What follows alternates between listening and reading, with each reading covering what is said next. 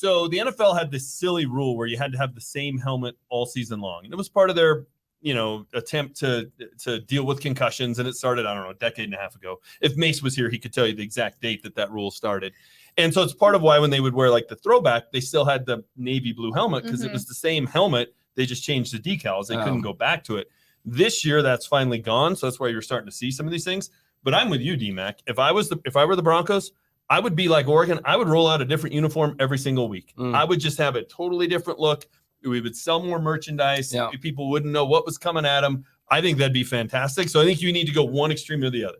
Well, you're either Penn State and you are classic and it hasn't changed for 100 years, or you're Oregon and you just roll out something crazier every single week. Be one extreme or the other. If any team needs just a new rebranding of everything, I can't think of a team better than the Denver Broncos. And they don't have an established, this is what the uniform is forever sort of thing. They don't. Really? They've got a logo that I love, which is the old Bucky. Or no, I don't know if it's Bucky. Bucky's the one up on the stadium. Not the D, it's the actual the D with the horse coming through. Yeah. Oh, okay. The classic one from the 80s. I do love that logo, but I'm a little partial to it because I was out in Steamboat during the Orange Crush days when they went to the first Super Bowl when I was a little kid. So to me, it's like, well, that's it. That's the Denver Broncos. That's what it's always been to me.